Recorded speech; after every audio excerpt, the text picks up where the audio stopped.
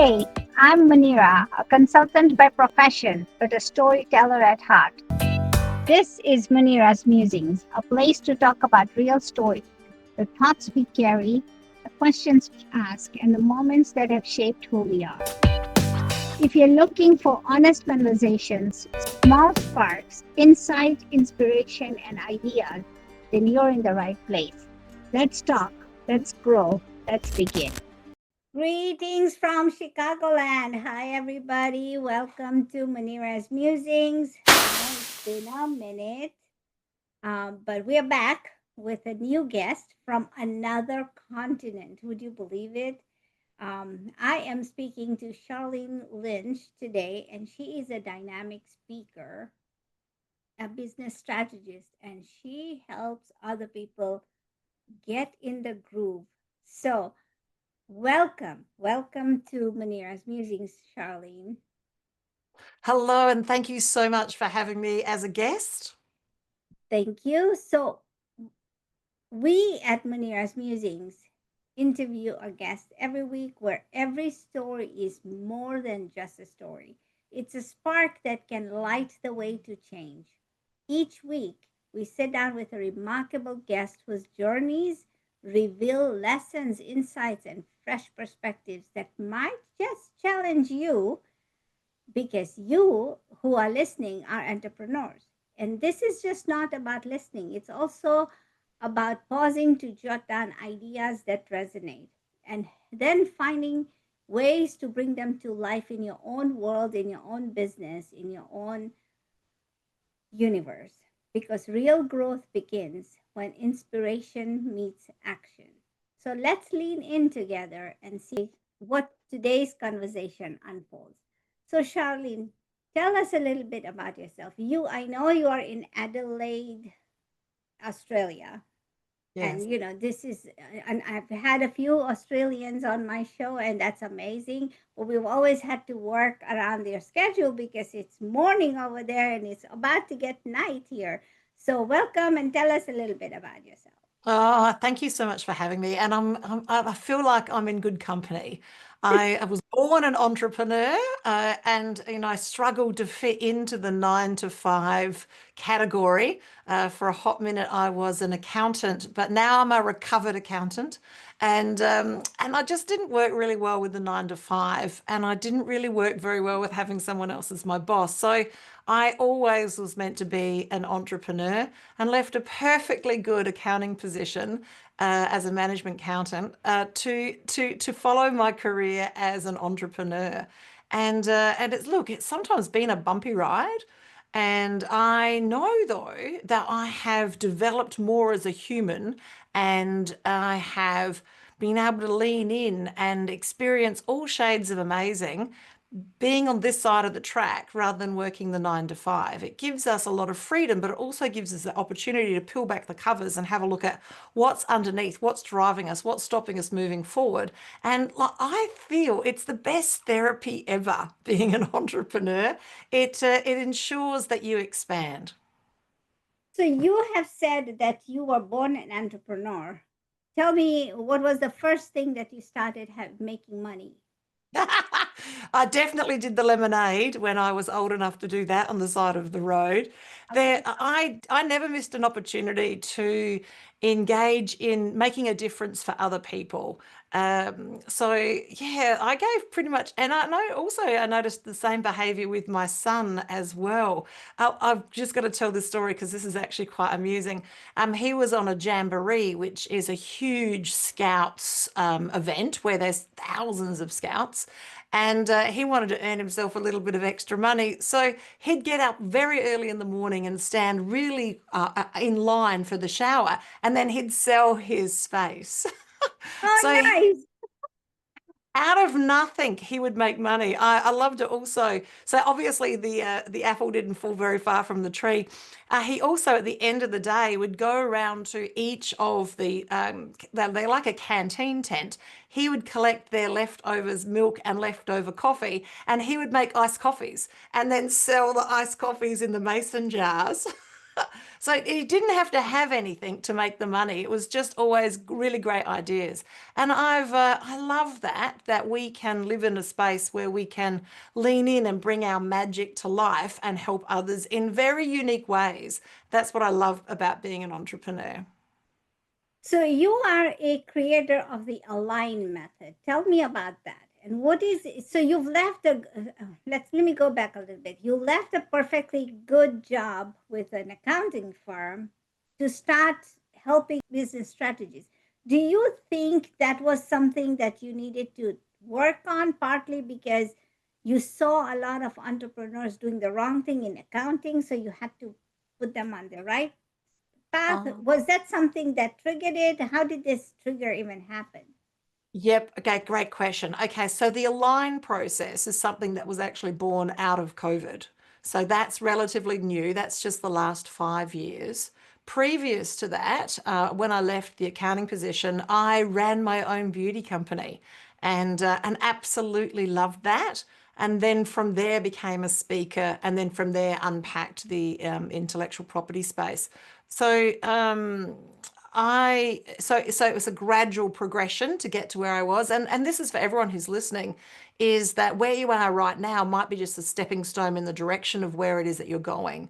So it not might not necessarily be the end game. I do feel now though where I am holding the space for wellness practitioners and speakers to create their visual models. I feel that this is I'm going to be here for a while because there's a lot of people that need the help, and I love it. A day doesn't feel like work. It just feels like unpacking other people's magic and holding them up and letting them see how they can shine. I love it on every level. But great question. So a natural progression from beauty industry to business coach to business strategist, and now working as with intellectual property. So when you worked with beauty industry, did you have your own line of beauty products? What was that happening there? Great question. So I was in a multi-level marketing business. So I knew that I didn't know enough about beauty products to be able to create my own. So I found a company who had amazing products and really learnt the skills of how to service people, which really is sales. So sales is service, and then through that, then I actually found I micro-niched, and so this is a message to everyone who's listening is if you can find a way to micro niche, you can leverage what you bring at a completely different level. So very early on the piece, I realized it's and multi-level marketing is a very, very noisy place. How can I find what strategy can I use that's going to be different from everyone else on the planet, different and than everyone else in Australia? And how can I leverage that to make me now an expert authority because I'm the only person that does that? So that's what I did. I micro-niched. What I did is I found that in Australia, multi-level marketing companies were not very well thought of as companies that could do bridal makeup. Like it was a little taboo. It wasn't something that, ooh, you had a multi-level marketing company do your makeup. Ooh, like it was like that. So I'm like, I could change that. I could change that. So I created a beauty training school, and I created a very unique method of getting not just one or two people in my proximity, but 20, 30, 40 people at a time to take them through the process, treated it like a job interview and a group program, and then also took them through a training program.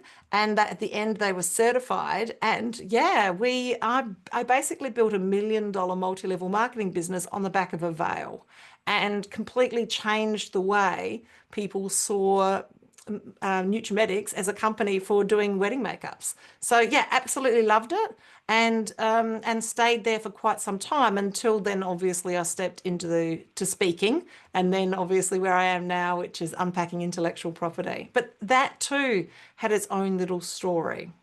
Tell us. I'm here all ears. Tell us about the intellectual property.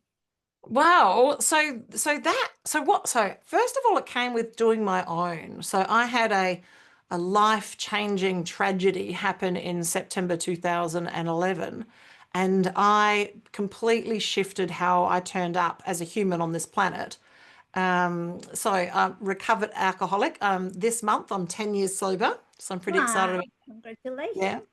thank you, thank you. I was a chronic hoarder, so not just a little hoarder. I was chronic. We're talking level 5. We're talking, they make television shows about how bad I was. Also, OCD to the point of self-harm and ADHD to the point of distraction. So I had all of these particular challenges. September 2011, I had a life-changing tragedy happen, and I woke up and realized this is not how I can be living my life. I need to change. So I shifted. And then one by one, I helped friends and family, and then I started helping businesses with the shift process. And then that became the thing that I spoke about on stage, how to create mind shift, which is the future of mindset. Your mind is not set, it's malleable, so it can shift.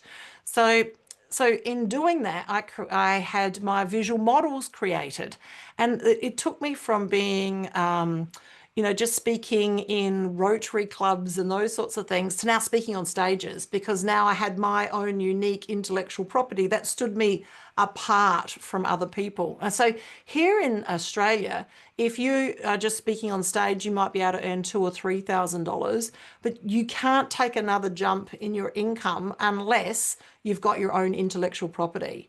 And so once you've got your own intellectual property, then your income starts about $6,000 to $8,000. So it's a huge jump between $2,000 and $8,000. And so I sat there for quite some time until COVID happened in 2020. So here in Australia, we went from fully booked to zero bookings in a space of a couple of weeks in March 2020.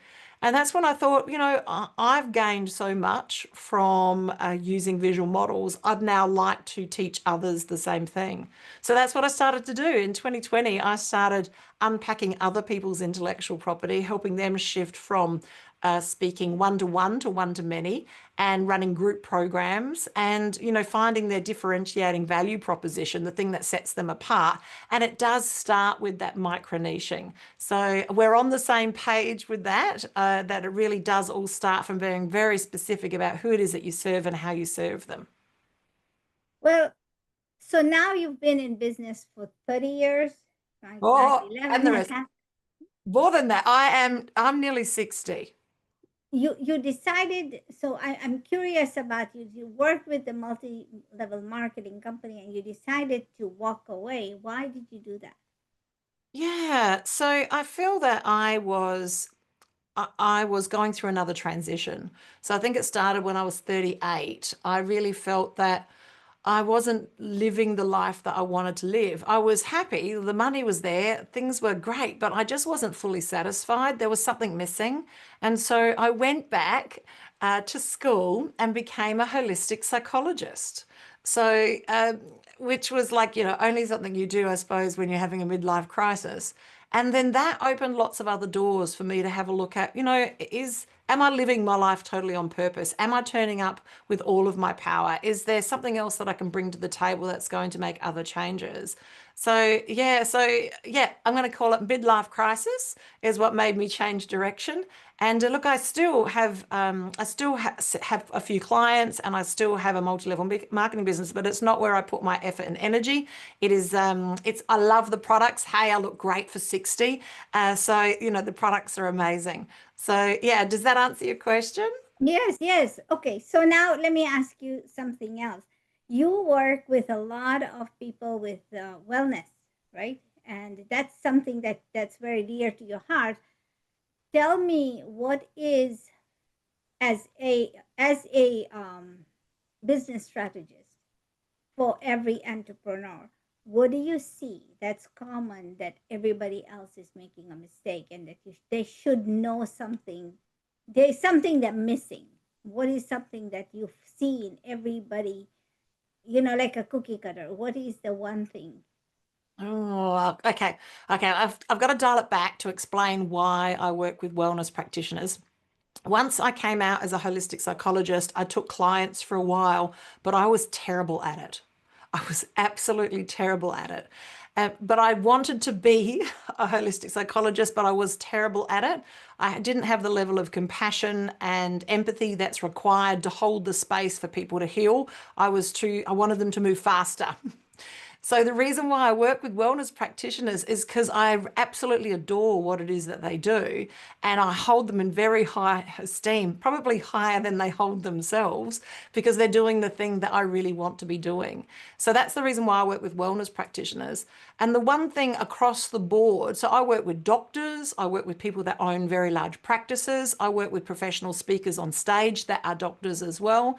And I think the one thing is that they can't see the value that they bring the same way, because I think they can't see the trees for the forest. They're in there doing the thing and they can't see their magic.